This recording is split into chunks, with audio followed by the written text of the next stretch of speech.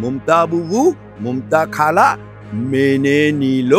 অর্থাৎ হাতির দাঁত সেদিনকে দেখেই ছিল, আন্ডার কি বাদ ছিল, আজকে সেটা মেনে নিল।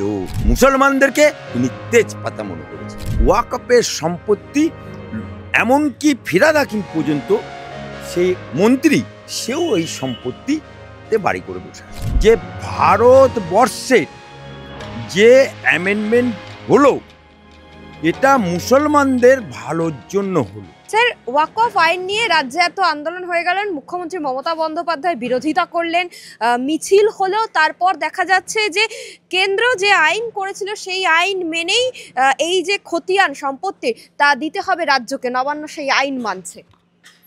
আপ উঠ পাহাড় সে নিচে নামা, আপ উঠ পাহাড় সে নিচে নামা। এই ওয়াকফ আইন নিয়ে আমি যখন মুখ খুলেছিলাম, সর্বপ্রথম আমি মুখ খুলেছিলাম, এবং আমি আজ পর্যন্ত কোনোদিন, বহুত চ্যানেল আমাকে ডাকে টকশোতে, কিন্তু আমি কোনোদিন যাইনি। কিন্তু সেন্ট্রাল থেকে বারবার আমার কাছে যখন ফোন আসে, এবং ডিডি নিউজের দিল্লির অফিস থেকে যখন ফোন আসে, তখন আমি বাধ্য হয়ে ওয়াকফ বিল সম্বন্ধে টকশোতে 1 ঘন্টার টকশোতে আমি বসেছি। এবং সেদিনকেই ডিডি নিউজ চ্যানেলে টকশোতে যেটা লাইভ হয়েছিল, যেটা বিভিন্নভাবে ওরা প্রচার করেছিল, সেই টকশোতে আমি বলেছিলাম যে ভারতবর্ষের যে অ্যামেন্ডমেন্ট হলো, এটা মুসলমানদের ভালোর জন্য হলো।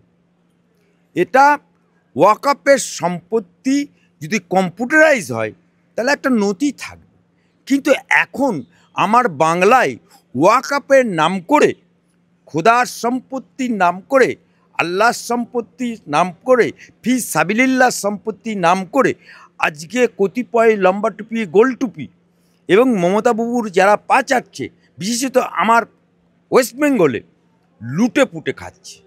যারাই বলে যে অপরের সম্পত্তি নেওয়া হারাম, যারাই বলে এতিমের সম্পত্তি হারাম, কিন্তু এই ওয়াকফ সম্পত্তি, what is the meaning of waqf? যারা ওয়াকফের সম্পত্তি ভোগ করছে বা যারা সেদিনকে রাস্তায় নেমেছিল, তাদের উদ্দেশ্যেই আমি বলেছিলাম, আবারও বলছি, যে what is the meaning of waqf? তারা ওয়াকফটা জানে, মাকে না খায় না গায়ে দেয়, সেটাই জানে না। কিন্তু সেদিনকে আমি ডিডি নিউজে টকশোতে ইলাবোরেট করে বলেছিলাম, আপনাদের হাউ চ্যানেলেও আমি বলেছিলাম, আজকে ওয়াকফ হচ্ছে, যখন আমার দেশ স্বাধীন হয়ে গেল, দেশ স্বাধীন হয়ে যাওয়ার পরে মানে মুসলমানরা অর্থাৎ জিন্না এবং গান্ধী পরিকল্পিতভাবে এই দেশটা আমাদের হিন্দু মুসলমানের ঐক্যের দেশ ছিল, এবং ব্রিটিশকে তাড়ানোর জন্য বহু মুসলমান জীবন দিয়েছে, বহু হিন্দু জীবন দিয়েছে। আমার নেতাজি সুভাষচন্দ্রের বডিগার্ড, সে ছিল মুসলমান, এবং লালকেল্লায় ঝান্ডা প্রথম ফেলেছিল, সেটাও একজন মুসলমান। আজকে যে তেরাঙ্গা ঝান্ডাটা দেখছে, সেটাও অঙ্কন করেছিল এবং রং দিয়েছিল, সেটাও মেহরুন্নিসা, সেটাও মুসলমান। আজকে দিল্লির যে গেট আছে, তাতে বহু মুসলমানের শহীদ আছে। তথাপি উদ্দেশ্য প্রণীতভাবে জিন্না এবং গান্ধী এই ভারতকে টুকরো করে ও নিয়ে গেল পাকিস্তান আর ইন্ডিয়া, হিন্দুস্তান। কিন্তু তখন জিন্নার ডাকে যারা, এবং মুসলিম লীগের ডাকে যারা ভারতবর্ষ থেকে ধনী প্রধান লোকেরা, যাদের বাপ 14 পুরুষের সম্পত্তি ফেলে রেখে চলে গেল, তখন সেই সম্পত্তিটা তারা ওয়াকফ করে গেল। কেন না, যারা সেদিনকে আমরা জিন্নার ডাকে, যেমন আমরা 15% মুসলমান ভারতবর্ষে যাইনি, আমরা এখানে রয়ে গেলাম, যে আমরা আমাদের বাপ 14 পুরুষের হিন্দুস্তান আমরা ছেড়ে যাব না। সেদিনকে জিন্নার ডাকে আমরা যাইনি, সেদিনকে মুসলিম লীগের ডাকে যায়নি। যারা চলে গেছিল তারা সেই সম্পত্তিটাকে দান করে গেল ওয়াকাফ ফি সাবিলিল্লাহ। কিসের জন্য? যারা এই ভারতবর্ষের মুসলমান রয়ে গেল, কারণ এখানে যারা রয়ে গেছিল তারা গরিব সম্প্রদায়ের মানুষ, যারা বড় লোক তারা চলে গেছিল।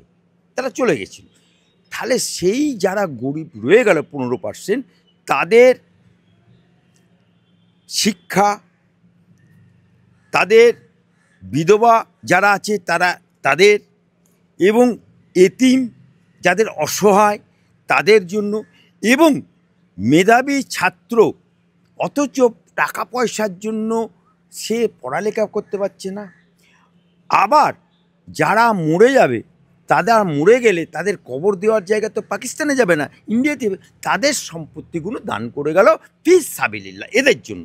কিন্তু আমরা দেখতে পাচ্ছি কি, যে পশ্চিমবাংলা সহ, বিশেষ করে পশ্চিমবাংলার বাসিন্দা, আমি পশ্চিমবাংলার কথাই বলবো, পশ্চিমবাংলায় ওয়াকাফের নাম করে এতিমের সম্পত্তি লুটে খাচ্ছে।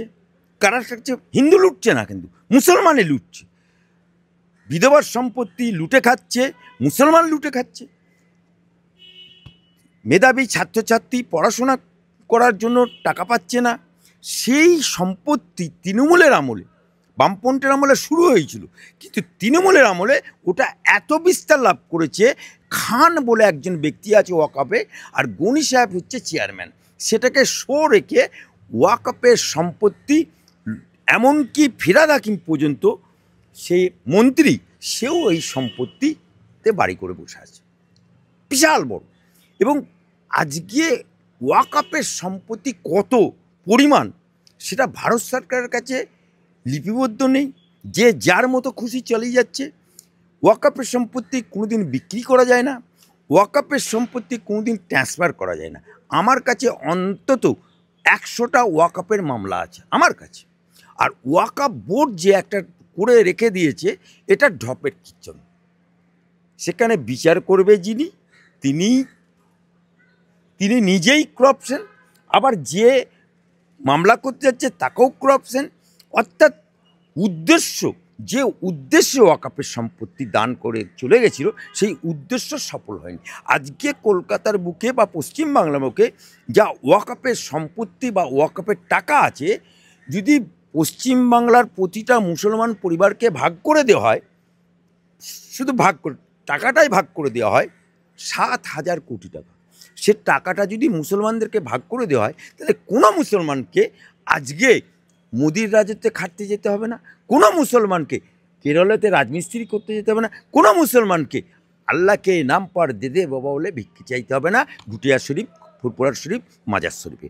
কিন্তু কতিপয় লম্বা টুপি, গোল টুপি, তারা এটাকে ভোগ করছে, এটাকেই অ্যামেন্ডমেন্ট করেছে। সেটা কি তৃণমূল, অর্থাৎ মমতা ব্যানার্জি, অর্থাৎ ফিরহাদ হাকিম, অর্থাৎ শিমুল ফুল, সিদ্দিকুল্লাহ চৌধুরী, এবং তাৎসহ মোকাফেল বলে একজন লোক আছে, এবং মানিক ফকির বলে, সে মুসলমানও না হিন্দুও না, বকলমে সে একটা হিজড়া, সেই লোকটা, এরা মুর্শিদাবাদে আগুন লাগিয়ে দিল। সেই আগুনের জ্বালায় 3-5টা মানুষের জীবন চলে গেল, এবং অন্তত 30 থেকে 50টা ছেলে, মুসলমান ছেলে, যুবক তর্চে ছেলে জেল খাটছে। তাহলে এই যে আগুন জ্বালালো, এর জন্য দায়ীকে মমতা ব্যানার্জি, এর জন্য দায়ীকে মমতার সরকার। আজকে যেটা রাষ্ট্রপতি সই করে দিয়েছে ভারতের সংবিধান অনুযায়ী, আইন অনুযায়ী, উনি আইনের চেয়ারে বসে, সংবিধানের চেয়ারে বসে ওখানে আগুন লাগিয়ে দিল। আজ কি এমন হলো মমতা খালা? আজ কি হলো? কোথায় গেল তোমার এমএলএ হাবিবুর? কোথায় গেল সিদ্দিকুল্লাহ? কোথায় গেল স্বাগত মোল্লা? মুসলমানদের জন্য যেন গদগদ, হ্যাঁ? কোথায় গেল চোপড়ার এমএলএ হাবিবুর, আর চাপড়ার এমএলএ, নদিয়ার চাপড়ার এমএলএ রুকবানুর রহমান? 38টা মুসলমান বিধায়ক কোথায় গেল? ইঁদুরের গর্তে ঢুকে পড়েছে, হ্যাঁ? ইঁদুরের গর্তে ঢুকে পড়েছে। এখন মরছে মুসলমান, মারছে মুসলমান, জেল খাটছে মুসলমান, কারণ কতিপয় তৃণমূলের 5 গোলামরা তোহা সিদ্দিকির মতো এবং এই সমস্ত সিদ্দিকুলাদের মতো কিছু লম্বা টুপি গোল টুপি তারা ভোগ করছে। এ ভোগ এবার আর হবে না, এবারে সবটাই আঁকড়া চলে আসবে। ইসিলিয়ে মমতা ব্যানার্জি ডবল ব্যয় লিখেছে। হাতি দেখেছেন, হাতির 2টো দাঁত থাকে, একটা দেখানে কে লিয়ে, একটা খানে কে লিয়ে। তা মমতা ব্যানার্জি সেদিনকে যে বলেছিল ওয়াকাপের আন্দোলন করে যে বাংলায় আগুন জ্বালিয়েছিল, কোথায় গেল সিদ্দিকুল্লাহ? কলকাতার রাজপথে হাঁটছে, ওয়াকাপের বিল আমন্ডমেন্ট হতে দিচ্ছি না, দেবো না। ও সাফেদ ঘোড়া কোথায় গেল? মুসলমান লিবাস পরা কোথায় গেল? তোহা সিদ্দিকি কোথায় গেল? শওকত মোল্লা কোথায় গেল? হাবিবুর রহমান কোথায় গেল? রুকবানুর রহমান, এমএলএরা, মেডেলেরা।